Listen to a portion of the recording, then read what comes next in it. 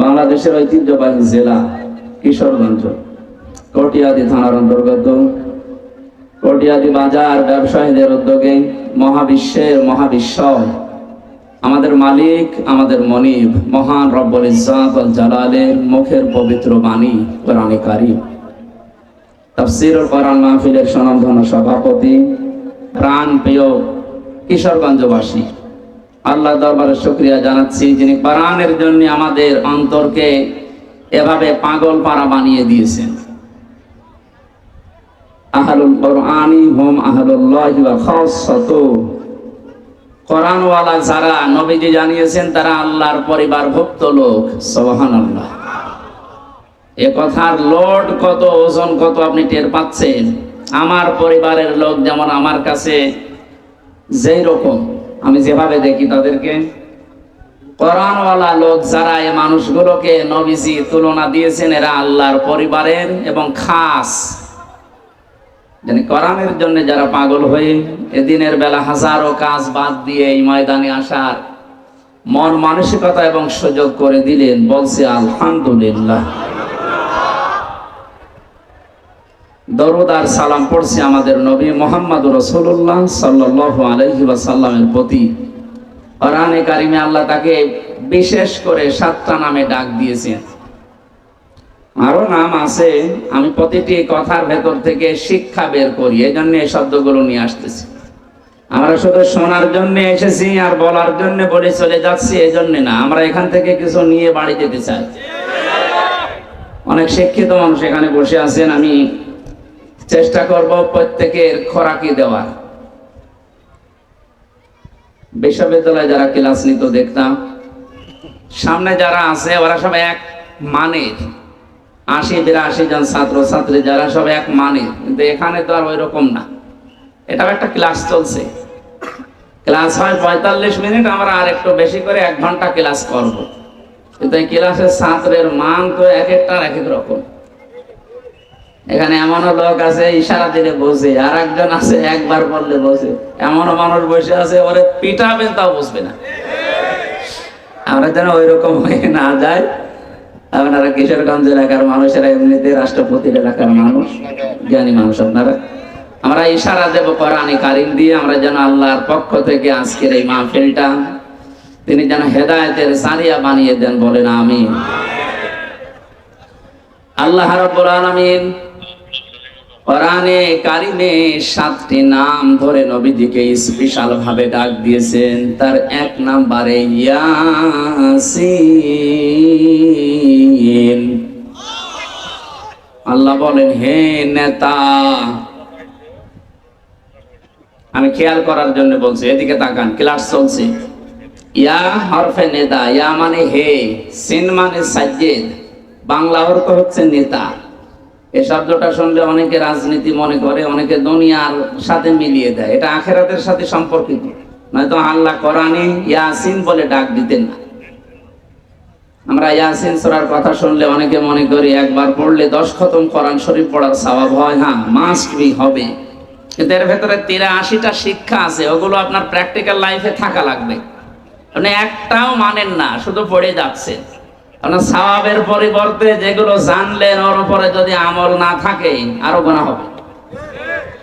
কথা বোঝাতে পেরেছি? সিন শব্দের 5টা অর্থ পেয়েছি তাফসীরে কাবীরে আল্লামা ফখরুদ্দীন রাজি রাহমাতুল্লাহ আলাইহি। তিনি বলেন, সিন মানে সাজ্জিদুল আলামিন, সিন মানে সাজ্জিদুল বাশার, সিন মানে সাজ্জিদুল কাউনাইন, সিন মানে সাজ্জিদুল মুরসালিন, সিন মানে সাজ্জিদুল আম্বিয়া। প্রতিটি শব্দের তিনি ব্যাখ্যা দিয়েছেন। প্রথম যে শব্দটা তিনি লিখলেন, সিন মানে সাজ্জিদুল আলামিন, আলমের বহু বচন আলামিন। শুধুমাত্র এই দুনিয়া না, এই জগৎটা না, এরকম বহু জগৎ আল্লাহ বানিয়েছেন। যেখানে আপনি বসবাস করেন না কেন, ইয়াতানাজ্জালুল আমরু বাইনাহুন্না, সূরা তালাকের ভেতরে আল্লাহ জানিয়েছেন প্রতিটি জায়গায় আল্লাহর বিধি বিধান নাজিল হচ্ছে। মঙ্গল গ্রহে যারা আছে তাদের জন্য আল্লাহর ওই রকম বিধান নাজিল করেছেন। চন্দ্র দেশে যারা আছে ওখানকার জন্য আল্লাহর ওই রকম বিধান আছে। পৃথিবীতে যেহেতু আমরা শুধু মানুষ বাস করি, এখানে আমাদের জন্য আল্লাহ আলাদা বিধান আছে। সাইয়্যিদুল আম্বিয়া দিয়ে মুফাসসির বলেন, কেউ যদি মনে করে আমি তো দুনিয়ায় বসবাস করি না, আমি চন্দ্র দেশে আছি, আমি মঙ্গল গ্রহে আছি, ওখানে বসবাস করব। শুনলাম নাকি অনেকে ওখানে জমি কিনা আরম্ভ করিস, কেনে। আপনি ওখানেও যদি বাড়ি ঘর বানান, বসবাস করেন, সাইয়্যিদুল আলামিন এই শব্দের দ্বারা আপনাকে মুহাম্মদুর রাসূলুল্লাহকে চন্দ্র দেশেও মানা লাগবে। আপনি যদি আমি মঙ্গল গ্রহে আছি, আপনার একমাত্র আদর্শ হওয়া লাগবে, নেতা হওয়া লাগবে মুহাম্মদুর রাসূলুল্লাহ। এই শব্দটা বারবার বলছি কেন? কিয়ামতের ময়দানে আল্লাহ পাক যখন মানুষদেরকে বিচারের জন্য ডাকবেন, আমরা অনেকে দেশে উল্টাপাল্টা কথা শুনি যে কিয়ামতে এক একজন পীর সাহেব নাকি লক্ষ লক্ষ মুরিদ নিয়ে হাজির হবে। এটা বানানো কথা, এটা নিজেদের স্বার্থে বানিয়েছে। কিন্তু কোরআনের কথা, ওয়াকুল্লুহুম আতিহি ইয়াউমাল কিয়ামাতি ফারদা। সূরা মরিয়ম 16 নম্বর পারার 10 নম্বর পৃষ্ঠার 15 নম্বর লাইনের 95 নম্বর আয়াত। এটা ফি জিলালিল কোরআনে আছে। ব্যাখ্যা করে বলতে গেলে অনেক সময় লাগবে, আমি শুধু একটু ইঙ্গিত দেই। আল্লাহ বলেন, কিয়ামতে প্রতিটি মানুষকে আমার সামনে আমি বিচার করার জন্য ডাক দেব, স্রেফ একা একা। কয়জন করি? শুধু এদিকে হাঁ করে তাকিয়ে থাকার, এবার নিজের দিকে আয়াতটা মিলান তো। কিয়ামতে প্রতিটি মানুষকে আল্লাহ নিজের সামনে যখন দাঁড় করাবেন, আপনার আশেপাশে কেউ নেই, স্রেফ আপনি একা। ফাইদা নুফিখা ফিস সূরি ফালা আনসাবা বাইনাহুম ইয়াউমাইযিন ওয়ালা ইয়াতাসাআলুন। সূরা মুমিনুনের ভেতরে আল্লাহ জানিয়েছেন, সিংহায় ফুৎকার দেওয়ার সঙ্গে সঙ্গে যত রকমের সম্পর্ক তোমার সাথে দুনিয়ার মানুষের ছিল, যত রকমের সম্পর্ক বলতে এখানে পারিবারিক সম্পর্ক আছে, রক্তের সম্পর্ক আছে, বিবাহের সম্পর্ক আছে, দলীয় সম্পর্ক আছে। এই কথা বুঝতেছেন? পৃথিবীর যত রকমের সম্পর্ক আপনার সাথে মানুষের ছিল, সব কাট হয়ে যাবে। এমনকি কিয়ামতে কেউ কাউকে দেখলে পরিচয় দেওয়া দূরের কথা, আগে পালাবে। কোরআনে কারিমে আল্লাহ 7 প্রকার মানুষের নাম দিয়েছেন।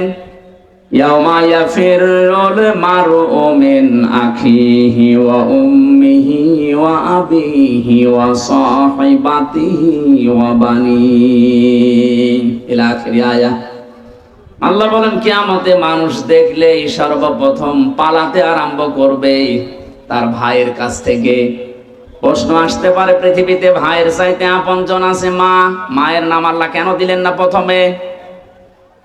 জবাব দিয়েছেন মুফাসসিরিন ইকরামে ভাবে, পৃথিবীতে আপনি যদি অন্য কোনো জায়গায় গন্ডগোল করেন, যদি দোষ আপনারও থাকে, ভাইয়ের কাছে আসলে দেখবেন দোষ আপনার। এমন অনেক ভাই আছে নিজের ভাইয়ের দোষ জানার পরও প্রতিপক্ষকে মারার জন্য উদ্যোগ নেয়। আর ভরসা যেহেতু ভাইয়ের উপরে ছিল, এজন্য ভাইয়ের নামটা আগে দিয়েছেন। ইয়াফিরু এ শব্দের শাব্দিক অর্থ হচ্ছে মাজা তুলে দৌড় দেওয়া। সাপে তাড়লে মানুষ যেভাবে দৌড়ায়, বাঘে তাড়া দিলে যেভাবে দৌড়ায়, পুলিশ দেখলে যেভাবে দৌড়াতাম, এখন আর দৌড়ানো যাবে না। এখন ওনারা আমাদের বন্ধু। গত কয়েকদিন আগে যশোরের এসপি সাহেব ঘোষণা দিয়েছে, পুলিশের এই চাকরি আমি জান্নাতে যাওয়ার মাধ্যম হিসাবে গ্রহণ করেছি। ওনার এই কথাটাকে 100 ভাগ সাপোর্ট করছে যারা প্রশাসনে আছে। যদি এই নিয়ত নিয়ে কাজ করে, যতক্ষণ দায়িত্বে আছে, আমি যতটুকু খোঁজ খবর জানি, আমার দোলা ভাইও তো আছে, এদের যে ডিউটি কোনো শেষ নেই, 24 ঘন্টায় ডিউটি। তাহলে পুরা 24 ঘন্টা ইবাদত হবে যদি ওনার ওই মন নিয়ে কাজ করে। আল্লাহ প্রশাসনকে ওইভাবে পাল্টিয়ে যাওয়ার তৌফিক যেন দান করেন। কিছু দুষ্ট লোকের কারণে এই বিভাগটার উপরে আজ মানুষের ক্ষোভ। যাদের জন্য এই করুণ অবস্থা, তারা কিন্তু সব গর্তের ভেতরে পালিয়েছে। তারা তো দায় নিল না। হাজার ওই নিচের যারা আছে এখন কান্নাকাটি করে যে আমরা এখন করবো কি। আমার বাড়ির নিচতলায় একটা পুলিশ ছিল, ও যে কোথায় গেছে আল্লাহ মনে হয় জানে, এত ভয়ে ছিল। 5 তারিখে বিকালে লোকজন এসে বলছে ওনারা বের করে দেন, মেরে ফেলবো। মেরে ফেললাম না, আমি নিচতলায় এসে নেমে দেখি যে না, আমার তালা মারা, কেউ নেই, সব আল্লাহ রাস্তায় চলে গেছে। এই অবস্থার সৃষ্টির জন্য যে কয়টা মানুষ দায়ী, এই কয়টা মানুষের বিচার করা দরকার। সাধারণ যে মানুষগুলো যারা দায়িত্ব পালন করার জন্যই করছে, আল্লাহ রাব্বুল আলামিন প্রশাসনে এখন যারা আছে, আমার যশোরের এসপির কথা শোনার পরে মনটা ভরে গেছে যে আমি দায়িত্ব পালন করছি, এটাই আমার জান্নাতে যাওয়ার মাধ্যম। এই কথাটা কত উপরের কথা আপনি চিন্তা করেছেন? এখানে মানুষ যখন দৌড়ায় কোনো কিছু দেখলে খুব বেশি জোরে ফোর্সে মাজা তুলে দৌড় দেওয়া, বাংলায় পরে খেচ্ছে দৌড়। আল্লাহ বলেন এইভাবে দৌড়াবে। সর্বপ্রথম ভাইয়ের কাছ থেকে, মায়ের কাছ থেকে, বাবার কাছ থেকে, স্ত্রীর কাছ থেকে, সন্তানের কাছ থেকে, বন্ধুর কাছ থেকে, নেতার কাছ থেকে। এই যে যতগুলো মানুষের নাম সিরিয়ালে বললাম, মাথায় যদি মগজ থাকে ভাবেন তো দুনিয়ায় বিপদে পড়লে মানুষ এদের কাছে সিরিয়ালে আগে যায়। কথা বলেন ঠিক কিনা? আর কোরআন যেহেতু আমরা 100% বিশ্বাস করি, কোরআন জানাচ্ছে যে আগে পালাবে। এখান থেকে একটা সূক্ষ্ম তথ্য আপনাদেরকে দিতে চাই, যদিও এই সমস্ত জেলাতে এগুলো একটু কম আছে, ময়মনসিংহ বিভাগে একটু বেশি, আপনারা ওই বিভাগে পড়েননি। অনেক মানুষ বিশ্বাস হয় ওদের এই কথা মতো করে আছে যে কোনো চিন্তা নেই, যা করি করি, বাবা আছে। আপনার বাবা আছে, পালাবে, দৌড়াবে। সূরা আবাসের আয়াতগুলো তার প্রমাণ যে কতগুলো মানুষের নাম আল্লাহ সিরিয়ালে দিলেন। কি বলে আপনার বিবেকে? ভাই যদি পালিয়ে যায়, মা যদি যায়, আমার মনে হয় পীর সাহেব বলবে আল্লাহ আমি পীরই ছিলাম না। কিসের পীর? পরিচয় দিলে এখন আমি নিজে ধরা খাবো। নিজে বলবে আমি এগুলো কিছু ছিলাম না, আমি পালালাম। যত রকমের সম্পর্ক আল্লাহ বলেন আনসাব, নসবের বহু বচন, সব সম্পর্ক শেষ। এই চোখ বন্ধ হলে সবকিছু থেকে আপনি মুক্ত। কিয়ামতের ওই কঠিন ময়দানটা যখন আল্লাহ আপনাকে ডাক দেবে, সামনে যদি কেউ দাঁড়িয়েও থাকে, চিনতে পারলে বলবেন এই তো আমার ম্যাডাম তামান্না। ও বলবে না, আমি আপনাকে চিনি না। আমি হাসির খোরাকি দেওয়ার জন্য বলছি, এটা বাস্তব আসতেছে আমাদের সামনে। এবার নিজেকে একটু দাঁড় করিয়ে দেখেন তো, আপনার এই 60 বছর, 50 বছর, 45 বছর, আমার এখন 32 বছর, এই বয়সটা আমি যা করেছি, সত্যি যদি আমি এখন আল্লাহর সামনে দাঁড়াই, যা করে গেলাম এটা কি জবাব দেওয়ার মতো কায়দায় আছে? না, নেই। আমার তো 32 বছর না, মাঝে মাঝে মনে হয় আল্লাহ তুমি যদি বলো হামজা 2024 সালের আগস্ট মাসের 31 তারিখ পর্যন্ত তোরে মাফ করে দিলাম, শুধু সেপ্টেম্বরের 1, 2, 3 এই 3টা দিনের জবাব দিয়ে জান্নাতে চলে যা। আমার যা জীবন, এই 3 দিনের জবাব দেওয়া সম্ভব না। আপনি পারবেন না?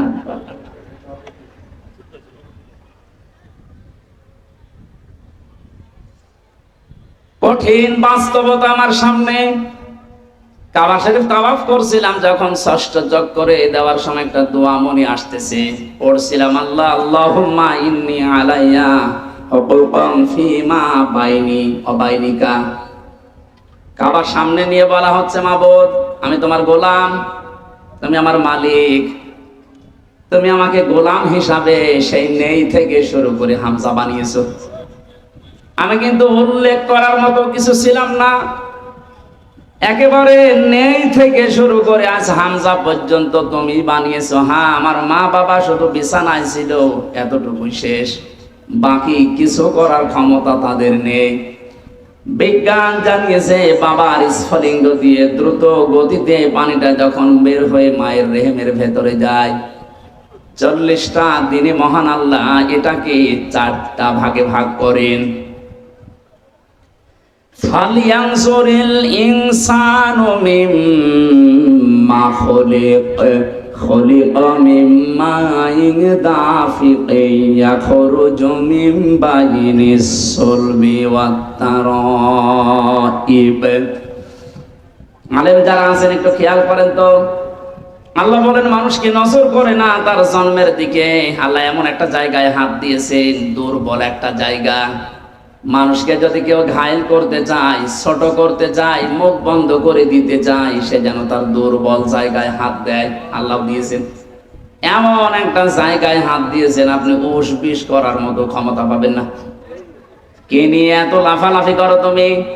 তোমাকে বানিয়েছি কি দিয়ে? দেখো যে পানিটা বাবার শরীর থেকে বের হলেই বাবার শরীর পর্যন্ত নাপাক হয়ে যায়, যেখানে লাগে ওই জায়গাটাও নাপাক হয়ে যায়। কথা বলে না কেন? এটা দিয়ে তোমার আমি বানালাম। এই যে সোলবন এবং তারাইব দিয়েছেন আল্লাহ। আরবি ভাষায় সোলবন এক বচন, তারাইব বহু বচন। বাবার লজ্জাস্থানকে সোলবন বলা হয়, মায়ের লজ্জাস্থানকে তারাইব বলা হয়। বাবার ক্ষেত্রে আল্লাহ এক বচন দিলেন, মায়ের ক্ষেত্রে বহু বচন দিলেন কেন? এর ব্যাখ্যায় আমি দেখেছি মুফাসসির লিখেছেন, পৃথিবীর ময়দানে মায়ের চাইতে বাবার কষ্ট 3 ভাগ কম হয়। বাবা শুধু বিছানায় থাকা পর্যন্ত, এখান থেকে শুরু করে দুনিয়ার মুখ দেখানো যত দায়িত্ব পালন করেছে আপনার মা। কোরআনে কারীম জানাচ্ছে, হামালাতুহু উম্মুহু ওয়াহানান আলা ওয়াহানি ওয়া ফিসালুহু ফি আমাইনি আনিশকুর লিল্লাহ ইলা আখির আয়াত। কষ্টের পরে কষ্ট সহ্য করে মা তোমাকে পেটে বহন করেছিল 10 মাস 10 দিন। এরপরে ডেলিভারির যে কষ্টটা, বিজ্ঞান এই শব্দটা নিয়ে গবেষণা চালিয়ে দেখেছে। আমরা যত পুরুষ এখানে বসে আছি, যত শক্তিশালী পুরুষ হোক, মোহাম্মদ আলী কিলে নাম শোনেননি? এই লোকটা পর্যন্ত 45 ইউনিট কষ্ট যদি তাকে দেওয়া হয় মারা যাবে। এর বাইরে আর সহ্য করার ক্ষমতা পুরুষদের শরীরে আল্লাহ দেয়নি। বিজ্ঞান জানাচ্ছে একটা মা যখন সন্তান দুনিয়াতে মুখ দেখাতে ডেলিভারির কষ্টটা সহ্য করে, কমপক্ষে তার কষ্ট হয় 57 ইউনিট। একবারে শরীরের 24টা হাড় ভেঙে গেলে যেমন কষ্ট হয়, আমার এই মুখটা দুনিয়াতে দেখাতে মায়ের ওই কষ্ট হয়েছিল। শুধু এতটুকু শেষ করেননি, 2 বছর পর্যন্ত আমার মা আমাকে দুধ খাওয়িয়েছেন। এই 3টা বিষয়ের কারণে আল্লাহ পাক জন্মের ক্ষেত্রে যেখানে দিয়েছেন সেখানে বহু বছর মায়ের তারাইব। পৃথিবীর মানুষরা এই যে আনিশকুর লিল্লাহ এই শব্দের ব্যাখ্যা পড়তে গিয়ে একটা আশ্চর্য বিষয় আমার কাছে এসেছে। আল্লাহ যেখানেই তার নিয়ামতের শুকরিয়া আদায় করো, শুকরিয়া আদায় করো এই কথা দিয়েছেন, পুরা কোরআনে দেখবেন ওই জায়গার পরে আল্লাহ মা বাবার শুকরিয়া আদায় করো এই শব্দটা লাগিয়েছেন। আব্দুল্লাহ ইবনে মাসউদ রাদিয়াল্লাহু তাআলা আনহু থেকে বর্ণিত একটা হাদিস পেয়েছি, আয়াতের ব্যাখ্যায় তাফসিরে হাক্কানিতে পাবেন। তিনি লিখেছেন, পৃথিবীতে কেউ যদি আল্লাহর নিয়ামত পাওয়ার পরে শুকরিয়া আদায় করে কিন্তু মা বাবার শুকরগুজারি করে না, ও যেন আল্লাহকেও মানে না। আজ এটা যদি আমাদের দেশে থাকতো, তাহলে থানায় অন্তত মা বাবা নিয়ে সন্তানের দায়িত্ব কর্তব্য অবহেলা এরকম কোনো মামলা অভিযোগ ওনাদের কাছে যেত না। আশা করছি একটা খুব ভালোভাবে চেষ্টা করবেন মানার। এটা গুরুত্বপূর্ণ এত বেশি, কিয়ামতে একটা প্রাচীর আল্লাহ বানিয়ে রাখবেন। এই যে প্রাচীর দেওয়া আছে, এখানে আল্লাহ কিছু মানুষকে দাঁড় করাবেন। ওই যে তারা দাঁড়িয়ে আছে, মনে করেন ওইভাবে দাঁড়িয়ে থাকবে। ওইদিকে জান্নাত, এইদিকে জাহান্নাম। ওদেরকে আল্লাহ জান্নাতে দেবে না। নবীজি বললেন ওদেরকে আল্লাহ জান্নাতে না দিয়ে দাঁড় করিয়ে রাখবে আরাফ নামক এই প্রাচীরের উপরে, জান্নাত জাহান্নামের মাঝে। সাহাবীরা বলে, হুজুর জান্নাতে দেবে না কেন? বলে মানুষগুলো দুনিয়াতে ইবাদত বন্দেগী করেছিল কিন্তু মা বাবার হক আদায় করেনি, এই জন্য জান্নাতে দিচ্ছে না। জাহান্নামে দিচ্ছে না কেন? বিশ্ব নবী বলেন জাহান্নামে দেয় না আল্লাহ এই কারণে, এই মানুষগুলো পৃথিবীর ময়দানে আর যাই করুক না কেন দিন কায়েম করা লাগবে, এই চেষ্টা সাধনায় লিপ্ত থাকতো। সূরা সাফের 10 নম্বর আয়াতের তাফসিরে আছে, পৃথিবীতে যারা আল্লাহর দিন কায়েম করা লাগবে এই টেন্ডেন্সি নিয়ে চলে, কায়েম যদি হয় ভালো, না হলে অসুবিধা নেই, কিন্তু এই চেষ্টা করার কারণে আল্লাহ একামতে দিন কায়েম করা এটা ফরজ, এই কারণে আল্লাহ তাদেরকে জাহান্নামে দেবে না। জাহান্নামে না দিলেও তো জান্নাতে দিচ্ছি না যাদের কারণে, যে বিষয়টা যদিও ছোট মনে হচ্ছে এটা কিন্তু অনেক বড় বিষয় আমাদের জন্য। আজকে থেকে সিদ্ধান্ত নেওয়া লাগবে পৃথিবীর কোনো দিন যেন মা বাবার সাথে বিয়াদবি করা, তাদের সাথে তাদের হক নষ্ট করা আমার দ্বারা না হয়। যতই নামাজ রোজা করে পাগড়ি বেঁধে তসবিহ হাতে নিয়ে 24 ঘন্টা জিকির করি না কেন, মা বাবার হক যারা আদায় করেন না, আপনি ওই প্রাচীরে দাঁড়িয়ে থাকবেন, জান্নাতে যেতে পারবেন না। আমি যে নেই থেকে শুরু করেছিলাম, এ পানিটা মায়ের রেহেমের ভেতরে যাবার পরে আধুনিক বিজ্ঞান যারা কোরআনে কারিমের আয়াতের তাফসীর বের করেছেন আমি দেখেছি, ওনারা বলেন যে এই মায়ের পানিটা বাবার পানিটা একসাথে মিলে 340-এর পরে 4টা জিনিস তৈরি হয়, চুল, রগ, হাড় আর পর্দা। রক্ত, গোশত, চর্বি আর চামড়া, 8টা জিনিস এক হয়।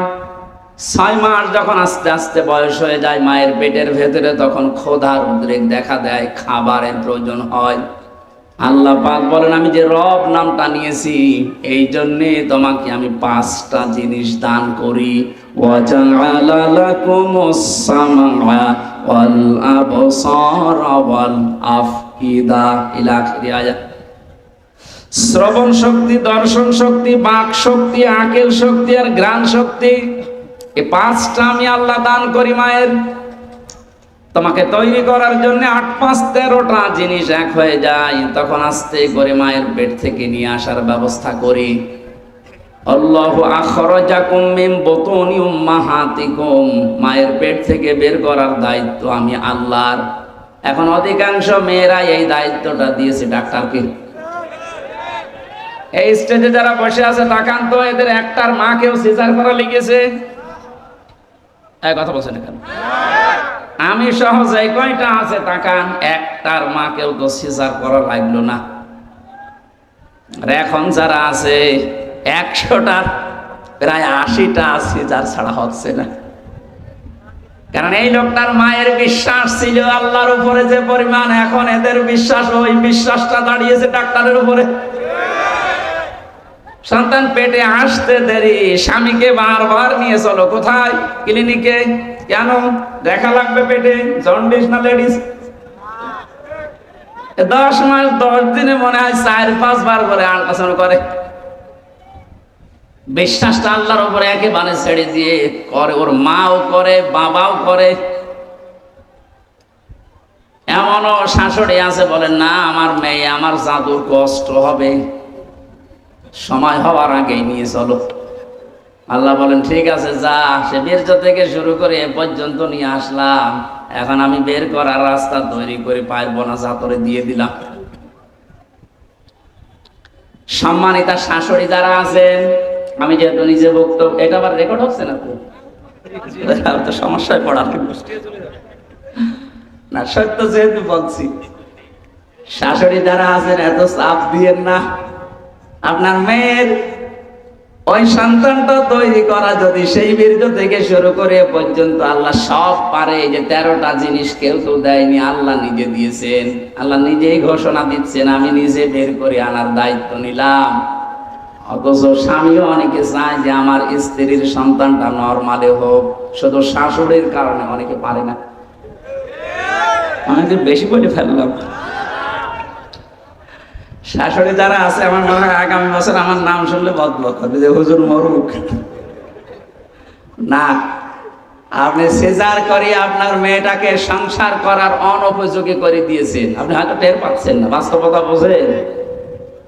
কিছুদিন পরে আপনার এই জামাই, যখন মেয়ের জামাই অন্য জায়গায় একটু উকি ঝুঁকি মারবে, লাইন করবে, তখন আপনি বরদোয়া দেবেন। আপনি তো নষ্ট করে দিয়েছেন।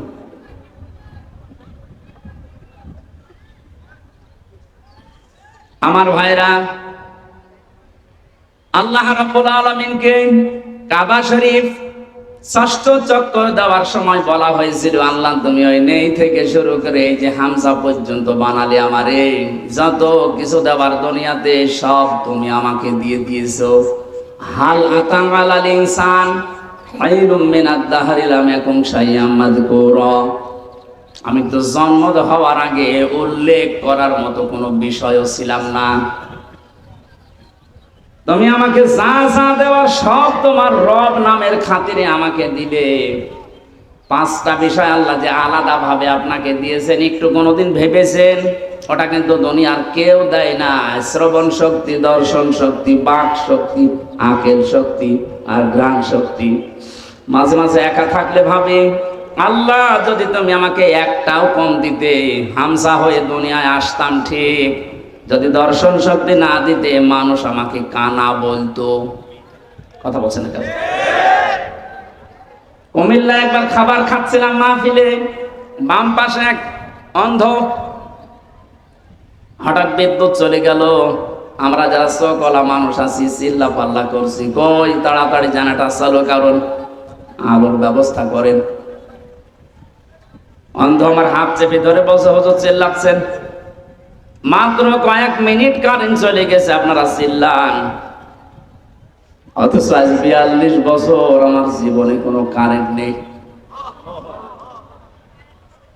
42টা বছর হয়ে গেল দুনিয়ায়, আমার কারেন্ট কি এটা আমি জানি না। ওই দিন অন্ধ আর একটা কথা জানিয়েছিল, যে সকলা মানুষ যারা, ওরা তো এমনিতেই দেখে, ঘুমিয়ে থাকলে স্বপ্নেও দেখে, কিন্তু আমরা অন্ধ যারা ঘুমিয়ে থাকলে স্বপ্নেও কিছু দেখি না, শুধু একটা আওয়াজ শুনি। আপনি ওর জায়গায় নিজেকে দাঁড় করিয়ে বলেন তো, আপনি কি পেয়েছেন? জীবনে কিছুই যদি না পেয়ে থাকেন, শুধু চোখ দুইটার কারণেও তো সেজদা দেওয়া যায়। কথা বলে না কেন?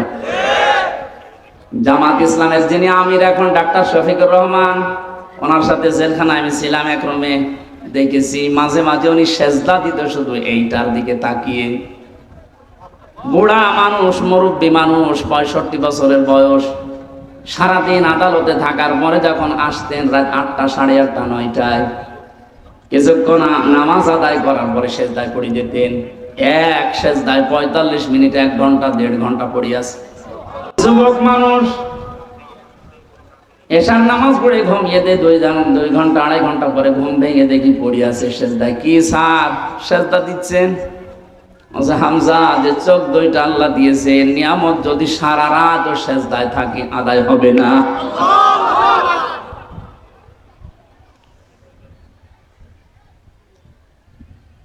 এই জন্য নিজেকে এই 5টা জিনিসের সামনে মাঝে মাঝে একটু দাঁড় করায়। আল্লাহ পাক যে নিজের দায়িত্ব নিয়ে আমাকে দিলেন, একটাও যদি কম দিতেন, আপনি নিজের দিকে ভাবিয়ে বলেন, উনি আজ টিয়নো হয়ে ওসি হয়ে বসে আছে, অন্ধ হলে দায়িত্ব দিত সরকার? বলেন। যদি শ্রবণ শক্তি না দিত, মানুষ কালা বলে ডাকতো আমাদের।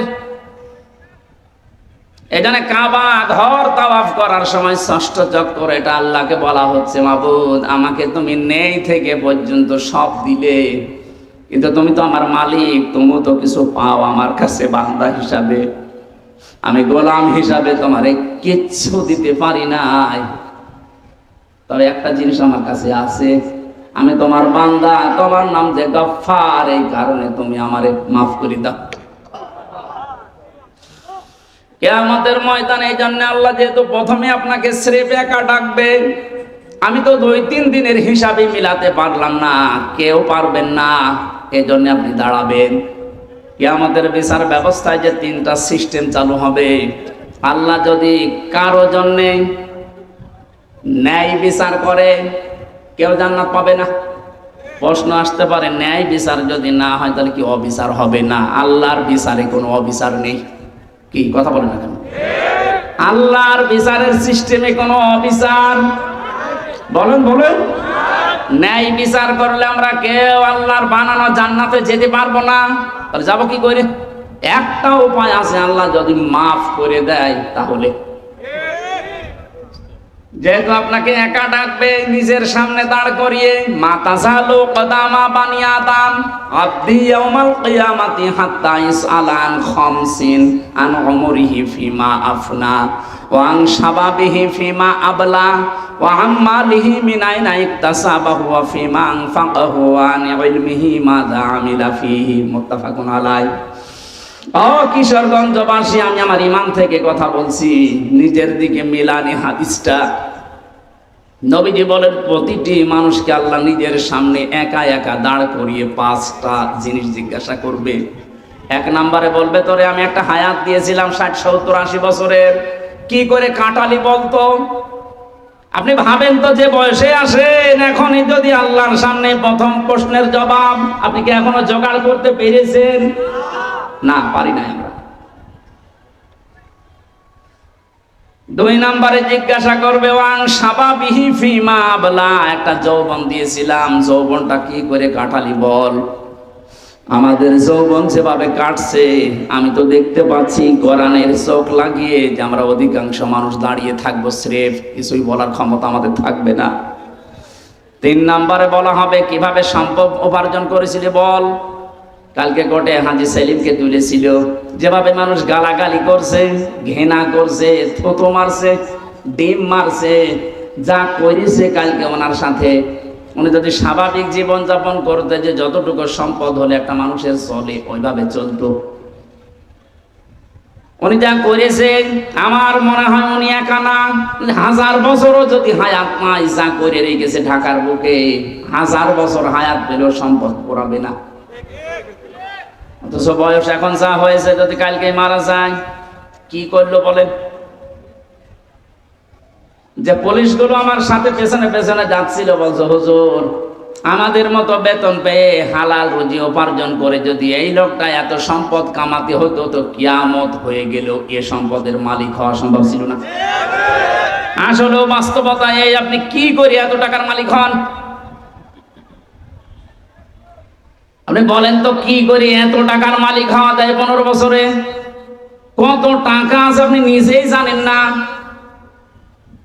একটা দরবেশের দেখলাম 36,000 কোটি টাকা ঋণ। একটা দরবেশের যদি এই হয়, দরবেশ বাদ দিয়ে যারা আছে তাদের কি আছে?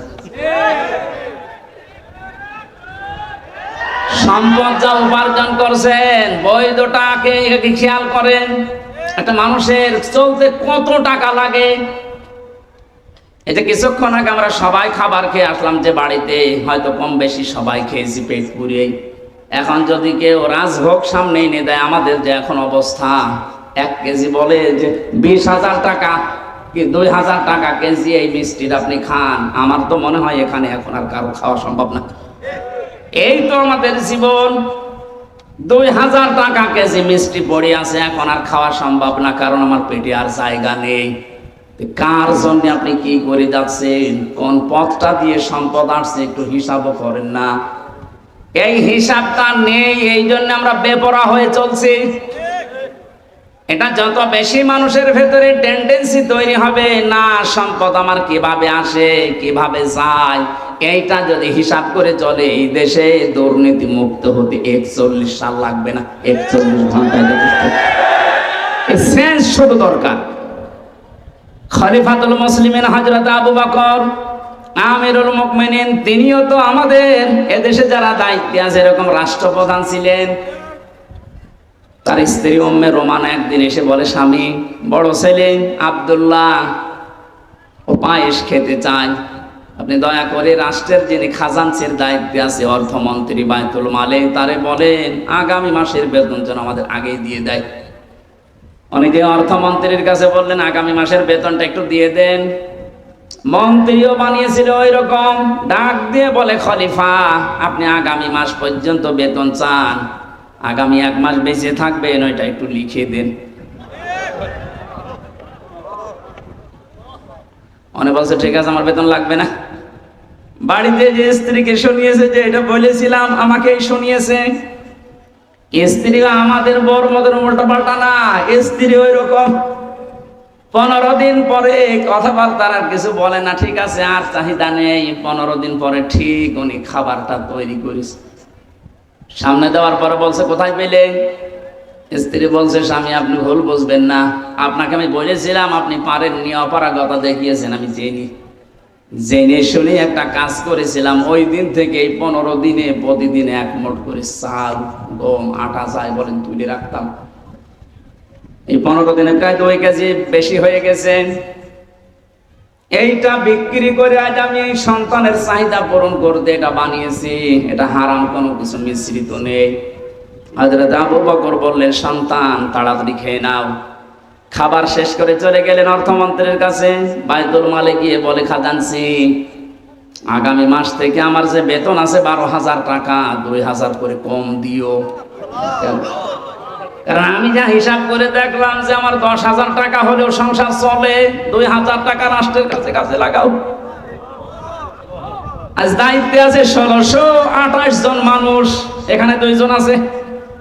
এই 1628 জন মানুষকে আমরা যদি এইভাবে তৈরি করতে পারি, আল্লাহর কসম এই দুনিয়ার এই বাংলাদেশটাই খলিফাতুল মুসলিমিন আবু বকরের যুগের মতো হয়ে যাবে। আমরা চাই আল্লাহ এনাদেরকে ওইভাবেই যেন তৈরি করেন, আখিরাতের ভয়, জাহান্নামের ভয় অন্তরের ভেতরে 100 ভাগ পয়দা করে দিক। 5 নম্বরে আল্লাহ জিজ্ঞাসা করবে ওই ওয়ান ইলমিহি মাযা আমিলা ফি, যতটুকু জানতি তার কতটুকু মানতি এটা বল। এইটা বড় কঠিন প্রশ্ন। এখানে কে জানে না ঘুষ খাওয়া নিষেধ? কে জানে না সুদ খাওয়া নিষেধ? মানুষের উপরে জুলুম করা নিষেধ? কে জানে না? এই যে জানার পরেও আপনি মানেন নাই, জানার পরে যারা মানে না ওরা আল্লাহর কাছে জালেম। কি আপনি না জেনে ভুল করেছেন, ওটা আল্লাহ মাফ করে দিতে পারে, কিন্তু জানার পরেও কেউ যদি না মানে ও কিন্তু আল্লাহর দরবারে জালেম। জালেমের যতগুলো আয়াত আল্লাহ কোরআনে দিয়েছে আমার কাছে ভয়ঙ্কর মনে হয় সূরা শূরার 42 নম্বর আয়াতটা, ইন্নামাস সাবিলু আলাল্লাযীনা ইয়াযলিমুনান নাস, এটা আখেরি আয়াত। সূরা শূরা 42 নম্বর আয়াত, 25 নম্বর পারার 6 নম্বর পৃষ্ঠার 13 নম্বর লাইনে আছে। এটা ইবনে কাসিরে আছে তাফসিরে। আল্লাহ পাক বলেন আমি নিজে কেস করব, মামলা দেব তাদের বিরুদ্ধে যারা মানুষ হয়ে মানুষের উপরে জুলুম করে। এই আয়াতটা পড়ার পরে আমার মনে হয় বাংলাদেশে আমরা হাজারো মানুষ আল্লাহর মামলার আসামি। পুলিশের কাছে এখন বাধা দিয়ে দেখেন, কালকেই মামলা পাবেন, পুলিশ বাদী কেস হবে। কথা বলছেন যারা মানুষ হয়ে মানুষের উপরে এতদিন জুলুম করেছেন, এখনো করছেন, এখনো জুলুম বন্ধ হয়নি, এখনো জুলুম চলছে। এই যে বিনা কারণে 5 তারিখের পর থেকে বিনা কারণে যাদের বাড়ি ঘরে আগুন লাগিয়েছেন, যারা দোষ করে নাই, যাদের ব্যবসা প্রতিষ্ঠান ভাঙচুর করেছেন, আত্মসাৎ করেছেন তাদের সম্পদ, এটাও জুলুম। এটা জুলুম না? এই জুলুমগুলো যারা করেছেন আপনি কিন্তু সরোয়ার সাহেবের আসামি হবেন না, হামজার আসামি না, আপনি আল্লাহর মামলার আসামি। বাদী যত বড় হয় কেস কিন্তু তত ঝামেলা। আমার বাদী যদি কোনো সলিমদ্দি হইতো 3 বছর আমার জেলে থাকা লাগতো না। বাদী যেহেতু সরাসরি রাষ্ট্র ছিল, এই জন্য 32 বার মামলা ওঠার পরও জামিন হয়নি। অথচ গতকালকে আমার সব মামলা বিচারক ঢিসমিস করে দিয়েছে। উনি তো ছিল 3 বছর, কিন্তু দিতে পারে নাই, হাত বাঁধা, উপরের নির্দেশ আসা লাগবে। যারা নির্দেশ দেবে তারা যেহেতু এখন নেই, উনি এখন ফ্রি। বলছে মামলা হইলো, এর কোনো মাল ম্যাটারেস নেই, যা কালকে সব ফেলে আমরা একেবারে সব খালাস করে দিয়েছি। অথচ লোকটা তো একই 5 তারিখের আগ পর্যন্ত ওই মামলা ছিল। আমি হাজিরাও দিয়ে গেলাম 5 তারিখের আগে।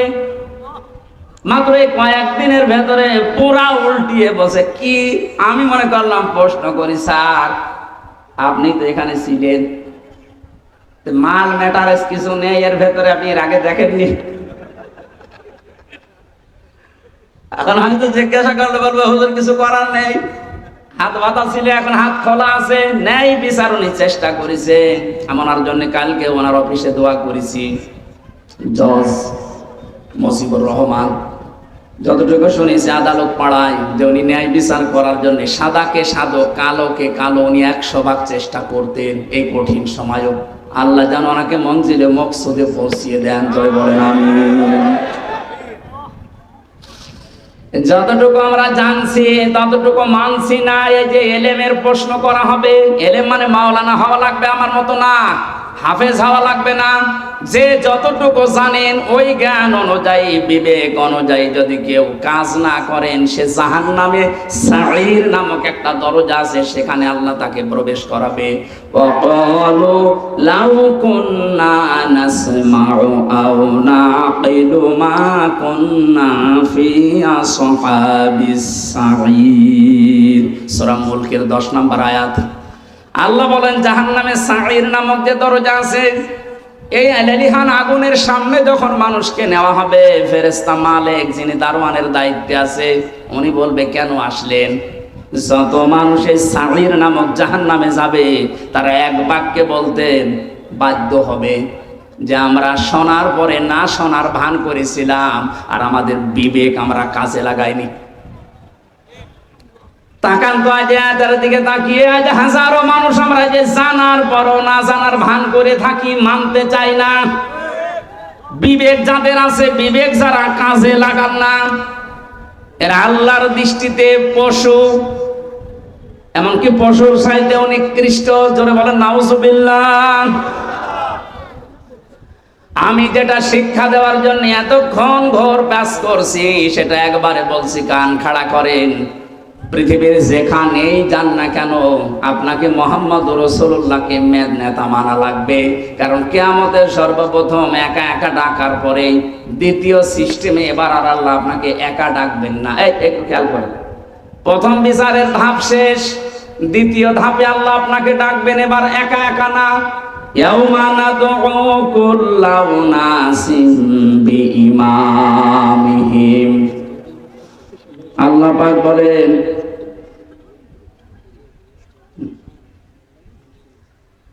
আল্লাহ পাক বলেন সূরা এটা বনী ইসরাঈলের 72 নম্বর আয়াতের প্রথম অংশে আছে, কিয়ামতে এবার সিস্টেমে আমি ডাকবো মানুষকে তার নেতার সাথে, ইমামের সাথে। কিশোরগঞ্জবাসী, এটা আখিরাতের সম্পর্কিত, এই জন্য আমি বিষয়টা ক্লিয়ার করছি। কিয়ামতে আল্লাহ মানুষকে দ্বিতীয় ধাপে ডাকবেন একা একা না নেতার সাথে? আগে নেতা, এরপরে কর্মী। আপনার বিবেককে এবার জিজ্ঞাসা করেন তো, যে নেতাকে আপনি মেনে চলেন, এ যদি কিয়ামতে আল্লাহর সামনে দাঁড়ায় আর আপনি তার পেছনে, ওর যা চরিত্র, ওর যা সুরাত সিরাত, ওরে দেখে আল্লাহ মাফ করবে বলে মনে হয়? বলছেন না, ও তো ধরা খাবে। আপনি কি ইয়ার কি মারেন?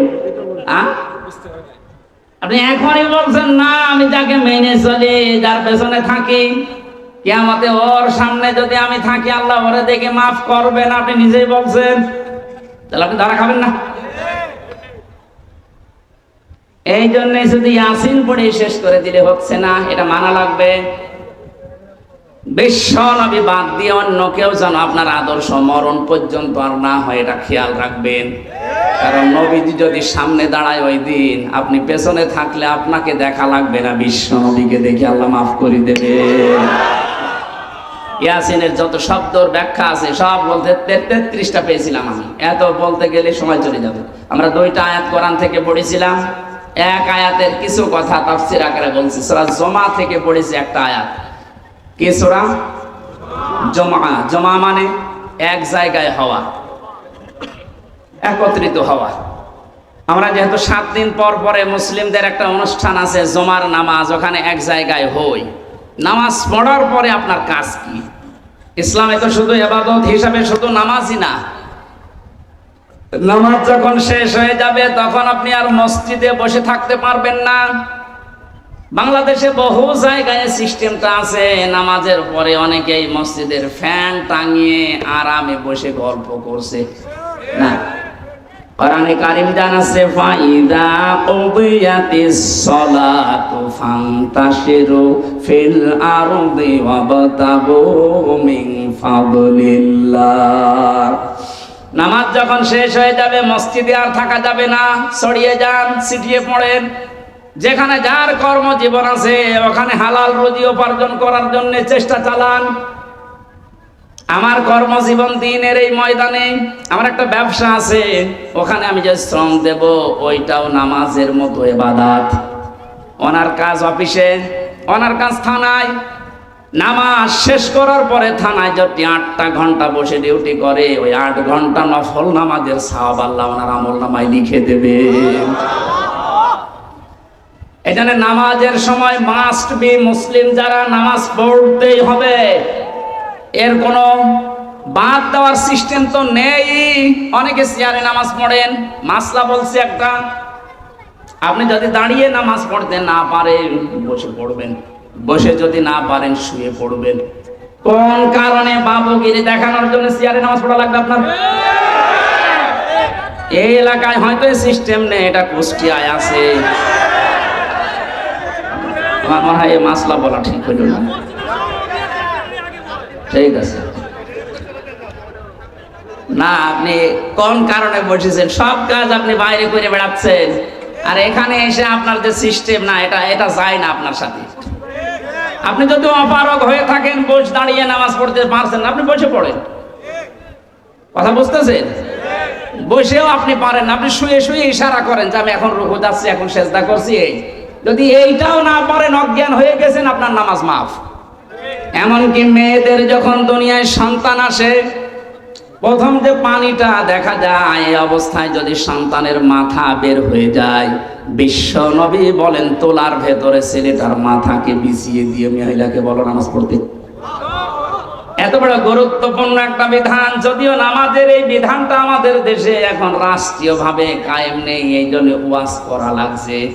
যদি রাষ্ট্রীয়ভাবে কায়েম হয়ে যায় তখন আর নামাজের ওয়াজ এই দেশে করা লাগবে না। আল্লাহ যেহেতু একটা সুযোগ আমাদের সামনে দিচ্ছে, নামাজ রাষ্ট্রীয়ভাবে কায়েম থাকলে কি শান্তি পাওয়া যায় ওটা এখনো দেখেননি। আমি বিশ্বের বহু দেশে ঘুরেছি, কিছু কিছু জিনিস আঁচ করতে পেরেছি। কোরআনে কারিমের বিধানটা যেন আল্লাহ আমাদের চর্ম চোখে দেখায় যে নামাজ রাষ্ট্রীয়ভাবে দেশে কায়েম হয়ে গেছে, বলেন আমিন। আর এটা কায়েম করবে ফেরেশতারা? এই কথা বলে দেখেন, যারা ওই জায়গায় বিলটা পাস করবে ওইরকম মানুষকে আল্লাহ যেন দায়িত্ব দেন। তাহলে নামাজ শেষ করবেন কেন? কারণ পৃথিবীতে রহমত ছাড়া বেঁচে থাকার সম্ভব না। আপনি এক পা ফেলেছেন আর এক পা ওঠাবেন, এই পা তুলতে গেলেও রহমত লাগবে কার? আপনি যদি নিজের মাস্তানিতে চলতে চান পারবেন না। কোরআনে কারীম জানাচ্ছে প্রতিটি মানুষের এই পায়ের পেছনে, প্রতিটি কদমে কদমে একটা ফেরেশতা সাহায্য করে। আল্লাহ যদি অর্ডার দিয়ে দেয় এর কদমে আর সাহায্য করবেন, আপনি প্যারালাইজড হয়ে পড়ে থাকবেন। এই জন্য যেহেতু রহমত দরকার, আর পৃথিবীর যত রহমত আছে সব দরবারে, গাছতলায়, মাজারে, কোথায়? কোরআনে কারিমে আল্লাহ রাব্বুল আলামিন বলেন ফাইদা কুদিয়াতিস সালাতু ফান্তাশিরু ফিল আরদ।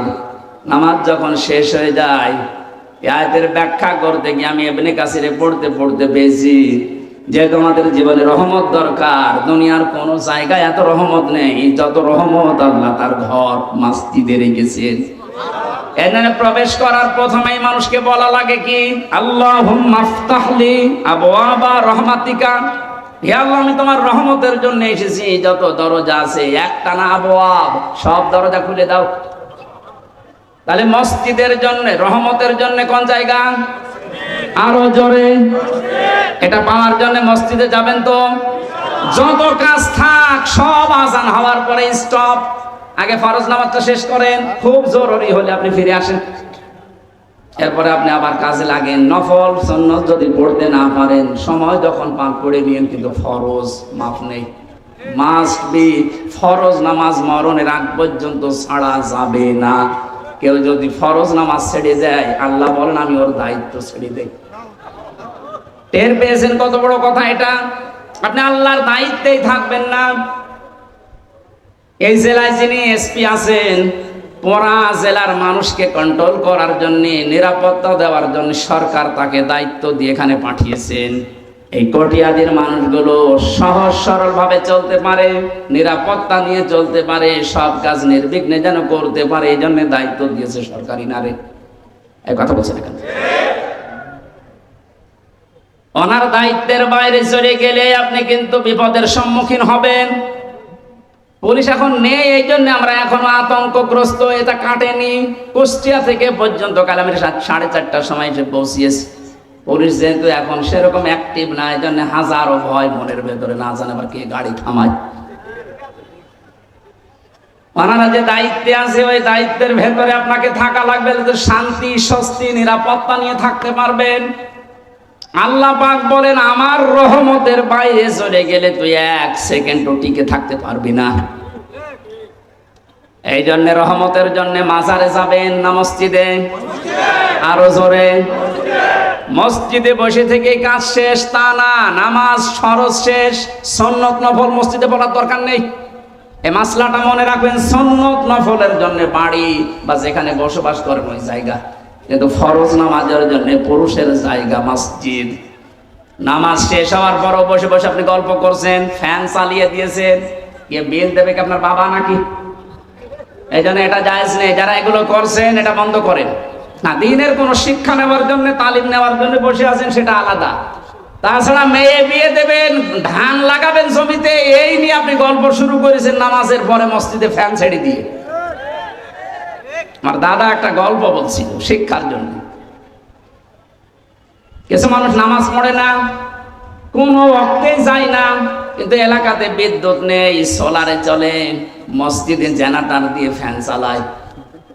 লোকজন যে বলছে, মুয়াজ্জিন সাহেব আমরা নামাজ পড়বো না, এশার নামাজ পড়ে মানুষ যখন সব চলে যাবে চাবি দিয়ে দেবেন, ফজরের আযান দিতে আসবেন, চাবি নিয়ে নেবেন, অসুবিধা নেই, আমরা ফ্যান ছাড়া আমাদের খুব কষ্ট হচ্ছে। মুয়াজ্জিন বলছে এমনি এমনি দেব। ঠিক আছে, মাসে আপনাকে গোপনে আমরা 4 জন মিলে 2000 টাকা দেব। ঠিক আছে। এশার নামাজ পড়ে সব বাড়ি চলে যায়, ওরা আসে রাত 9:30 10টায়। মসজিদে প্রবেশ করে মানুষ 4 জন, ফ্যান দিয়েছে 10টা। ফ্যানের নিচে যাদের ঘুমানোর অভ্যাস নেই, ওরা যদি একবার ফ্যান পায় ঘুমাবে না মরে যাবে? মরে গেছে। এমন ঘুম। একবার ফজরের সময় মুয়াজ্জিন এসেছে, আযান দেবে, যেই লাইট দিয়েছে দেখেন আউযুবিল্লাহ, কারো কাপড় ঠিক নেই, ওদের মাঝখানে দাঁড়িয়ে চিল্লানি দিয়েছে, মসজিদে থাকা জায়েজ নেই। রাত বাদ করে ওটা বলছে, মুয়াজ্জিন সাহেব কি ফতোয়া দিলেন, মসজিদে থাকা জায়েজ নেই? মানে হ্যাঁ, মসজিদে থাকা জায়েজ নেই, ফতোয়া দেন, দলিল কি বলেন? দলিল কি? আমি নিজে দেখলাম। কিসের দলিল দেব? কোন দলিল লাগবে না, বিনা দলিলে হারাম। নামাজ শেষ হওয়ার পর আপনি কোন কারণে আল্লাহর ঘরে বসে বসে সময় কাটাবেন? কি দায়িত্ব আপনার? এই জন্য আল্লাহ আয়াত নাযিল করে জানালেন, নামাজ শেষ, ছড়িয়ে যা, ছিটিয়ে পড়। আবতাগু মিন ফাদলিল্লাহ, আল্লাহর অনুগ্রহ, ফজল কোথায় পাওয়া যায় সেখানে দৌড়িয়ে যা। এটা ফজল মানে রিজিক, ফজল মানে। এখানে মসজিদ থেকে বের হওয়ার সময় মানুষ দেখবেন বলে, আল্লাহুম্মা ইন্নী আসআলুকা মিন ফাদলিকা, হে আল্লাহ আমি তোমার কাছে চাই ফজল, অনুগ্রহ, রিজিক। কিন্তু শব্দের দিকে খেয়াল করলে যেটা দেখা যাচ্ছে, আল্লাহ কিন্তু নামাজের আগে ওয়াজকুরুল্লাহ দেননি, যে নামাজ পড়তে গেলে আল্লাহর জিকির বেশি বেশি কর নেই। তো কর্মজীবনে যে, বাস্তব জীবনে যে, প্র্যাকটিক্যাল লাইফে যেন আপনি আল্লাহর জিকির, আল্লাহর স্মরণ মসজিদের চাইতেও বেশি করেন। এই জন্য ওয়াজকুরুল্লাহ কাসীরা দিয়েছেন। আয়াতের এই দ্বিতীয় অংশটুকু আমাদের দেশে আজ 100% কায়েম করা লাগবে। মসজিদে গেলে মানুষ আল্লাহকে কম বেশি ডাকে বা ডাকবে, এটা স্বাভাবিক, কিন্তু কর্মজীবনে যে অধিকাংশ মানুষ আমরা ভুলে যাই। বাজারে একবার তেল কিনতে গিয়ে একবার দেখি একটা লোক তেল মেপে দিচ্ছে, আর ওই যে কি দিয়ে মেপে দিত, কোটা দিয়ে, প্রত্যেকটা একটু করে কম দেয়, কিছু বললাম না।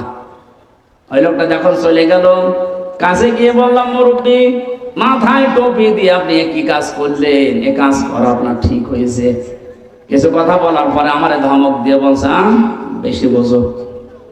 টুপিটা খুলে ফেলে দিল, পকেট থেকে একটা সাদা টুপি বের করে বলছে, এটা আমার নামাজ পড়া টুপি, আর এটা তেল বেচা টুপি। বলেন তো কোথায় আছে? আমি শুধু হাসির জন্য বলছি না, বাস্তবতা এইটাই।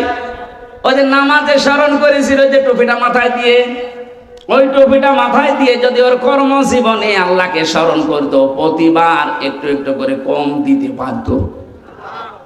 কোরআনে কারিমেদের জন্য জানিয়েছে, ওয়াইলুল লিল মুতাফফিফিন আল্লাযীনা ইযা তালু আলান নাসি ইস্তাগফুন। ধ্বংস হয়ে যাক ওই মানুষগুলো, যেই মানুষগুলো ওজনে কম বেশি করে, নেওয়ার সময় বেশি নেয়, দেওয়ার সময় কম দেয়। এটা শুধু দোকানদারদের জন্য না। আমরা মনে করছি যারা ওজন করে ওজনে কম বেশি দেয়, তা না। এই যে চেয়ারে বসে আছি, এটা একটা ওজনের চেয়ার। এখানে যে যেখানে আছেন ওই জায়গায় আপনার ওজন আছে। শিক্ষকতা যারা করে, শিক্ষকরা তো নেওয়ার সময় বিভিন্ন জায়গা থেকে জ্ঞান ঠিক মতোই নেয়, দেওয়ার সময় আর দিতে চায় না, বলে প্রাইভেট পড়া লাগবে, কোচিং করা লাগবে। এই যে নেওয়ার সময় ঠিক মতো নিলেন, দেওয়ার সময় আর ক্লাসে দিতে চান না, তখন আলাদা ক্লাস। আপনি আল্লাহর বরদোয়ার শামিল। আমাদের দেশে কিছু সংখ্যক, আমরা যেহেতু 96% মুসলিম, 4% আছে অন্য ধর্মের মানুষ। নবীদের হাদিস অনুযায়ী তারা আমাদের কাছে আমানাত। এই কথা বলেন এখন। তাদের সম্পর্কেও কিন্তু ওজন হবে কিয়ামতে। আপনি তাদের সাথে ব্যবহার কি করেছিলেন? তাদের যে দায়িত্ব, ওটা যদি অমুসলিম প্রতিবেশী হয়, কিয়ামতের দিনও কিন্তু আপনার দরবারে মামলা দিতে পারবে, আল্লাহর দরবারে। যেহেতু ওনারা সংখ্যায় কম, আমরা অনেকে এখন ধোয়া তুলেছি যে সংখ্যালঘু। সংখ্যালঘু না, এর শব্দটা বলা যায় না। কিসের সংখ্যালঘু, সংখ্যাগুরু? এদেশে যারা জন্ম নেবে তারা এই দেশের নাগরিক, বৈধ। কথা বলুন। সুতরাং সংখ্যালঘু সংখ্যাগুরু বলে এদেশে কিচ্ছু নেই। একটা বিশৃঙ্খলা তৈরি করার জন্য কিছু মানুষকে দিয়ে এই কাজ ওরা করাচ্ছে। হিন্দু ভাইরা যারা আছেন, খ্রিস্টান বা অন্য বৌদ্ধ যারাই আছেন এদেশে, যাদের জন্ম, আমার যেমন অধিকার আছে, আমি 96% তাতে কি, আপনি 4% তাতে কি, আপনার ঠিক ওই রকমই অধিকার আছে।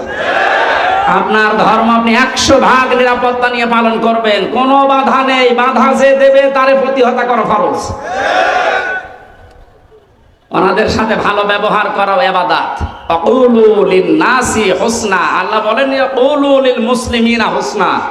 মুসলমানের সাথে হাসি মুখে কথা বললে সওয়াব হয় না। লিন-নাস, মানুষের সাথে হাসি মুখে কথা বললে সওয়াব হয় সাদকা দেওয়ার। হিন্দু কি মানুষ না? খ্রিস্টান মানুষ না?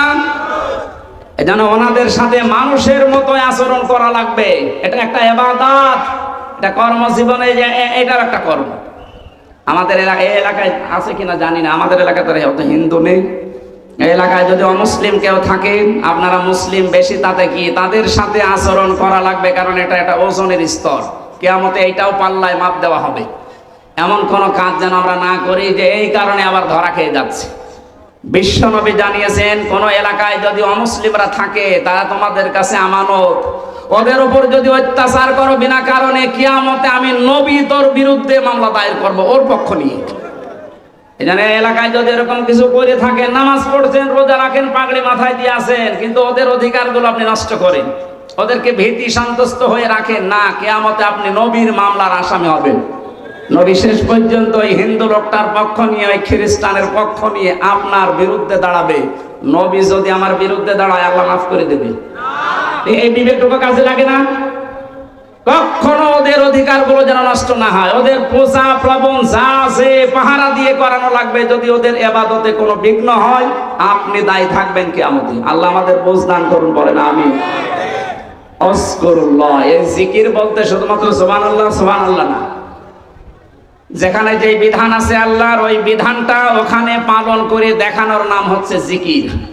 ওসি সাহেবের জিকির কি? ওনার সামনে একজন মানুষকে ধরে কনস্টেবল পিটাচ্ছে, ওনার কিছু বলাও লাগবে না। উনি যদি চেহারাটা নিয়ে সামনে দাঁড়িয়ে বলে, ওই বেটা কি করিস, এমনি বেঁচে যাবে। তাহলে ওই জায়গায় ওনার জিকির কি? ওখানে যে খালি ওনার চেহারাটা দেখানো, এই বেটা কোন কারণে এর উপর অত্যাচার করিস, এটা ওনার জিকির। এটা ওনার কি? ওনার ওই সুবহানাল্লাহ সুবহানাল্লাহ করার দরকার নাই, ও চেহারাটাই জিকির।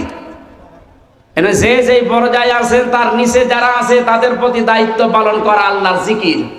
আল্লাহ এই জিকির গুলো বেশি বেশি করার কথায় আয়াতে জানিয়েছেন, যদি তোমরা করতে পারো লাআল্লাকুম তুফলিহুন, আশা করা যায় তোমরা সফল হবে। তুফলিহুন শব্দের ব্যাখ্যা আধুনিক ভাবে মুফাসসিরিন ইকরাম করেছেন, এই যে স্মার্ট বলি আমরা, স্মার্ট বলি না, ডিজিটাল বলি আমরা, এই শব্দগুলোর বাংলা অর্থ এটা দাঁড়ায়।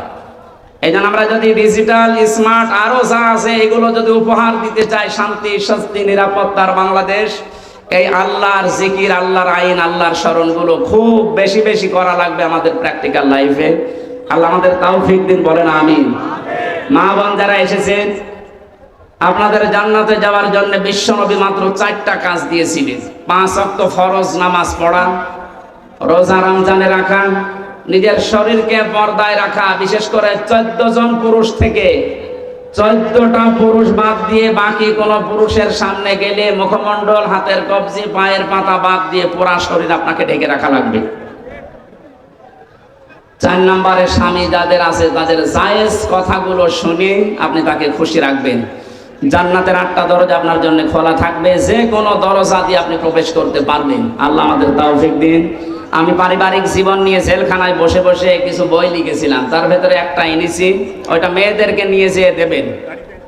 গাড়ি কোথায় আছে আমি জানি না, যেখানে আছে নিয়ে অবশ্যই আপনার মেয়েকে, মাকে, স্ত্রীকে পড়াবেন। পারিবারিক জীবনে আশা করছি অনেক কিছু ফিরে আসবে। হায়াত অবস্থায় স্ত্রীকে 3 তালাক দিয়েছি, হুজুর এখন মাসলা, সংসার করার মাসলা কি হচ্ছে? আর তালাকের মাসলা একা একা দেওয়া লাগবে, অনেক কিছু পড়া লাগবে এবং বলা লাগবে, আন্দাজে এক ফতোয়া দিলে হচ্ছে না। আল্লাহুম্মা আমিন। লা ইলাহা ইল্লা আনতা সুবহানাকা ইন্নী কুনতু মিনাজ জালিমিন। একটু মুনাজাত করেন ভাই। আর দোয়া মুখ্যল ইবাদত, দোয়া ইবাদতের মাবুদ। একটু হাত তোলেন, মাথা নিচু করে জীবনের অপরাধগুলো স্মরণ করেন। আশা করছি কোরআনের ইজ্জতে আজকে আমাদের জীবনের অপরাধ আল্লাহ মাফ করে ওই জায়গাটা, ফাঁকা জায়গা নেকি দিয়ে ভরাট করে দেবে ইনশাআল্লাহ। রব্বানা আতিনা ফিদ দুনিয়া হাসানা ওয়া ফিল আখিরাতি হাসানা ওয়া কিনা আযাবান নার। রব্বুল আলামিন, কিশোরগঞ্জের কটিয়াদি এই ময়দানের দিকে তাকাও। দিনের বেলা হাজারো কাজ ছিল আমাদের, সব কাজ বাদ দিয়ে কোরআন শোনার জন্য, বোঝার জন্য যাদের এত আগ্রহ, তাদেরকে তুমি হযরতে ওমরের মতো কবুল করে নাও।